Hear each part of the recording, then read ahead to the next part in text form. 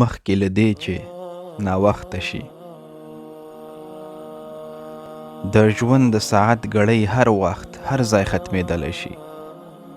کومه ورځ دې د چا زړه مات کړی وي، چاته دې په کمه سترګه کتلي وي، کله دې په چا پسې سهوا یا قصدا داسې خبرې کړي وي چې له ځان نه دې خفه کړی وي، او یا دې هم د خپلې اشتباه او غلطۍ په وجه د یو چا شخصیت تر سوال لاندې راوستی وي، نو همدا نن ورشه او مخکې له دې چې مرګ ستا او د هغه ترمنځ فاصلې ختمې کړي، د خپلو شویو اشتباهاتو جبران وکړه او دا جرأت ولره چې بخښنه ترې وغواړې،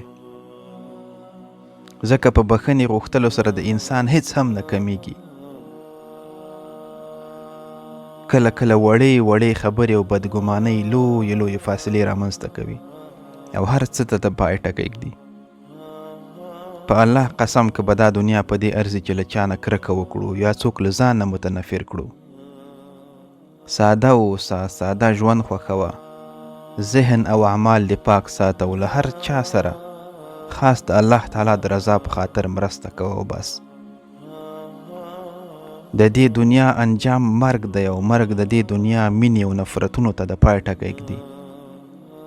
له هیڅ انسان سره کینه، دښمني، بد سلوک او ظلم په دې نه ارزي چې انسان د خپل آخرت پر خراب او الله تعالی ناراضه کړي او بالاخره له مرګه ټول انسانان ویریږي او هغه ته د یو فاجعې په سترګه ګوري.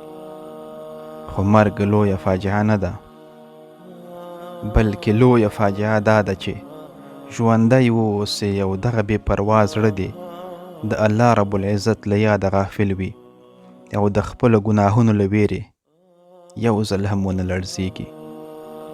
یو ځل. السلام علیکم ورحمة الله وبرکاته.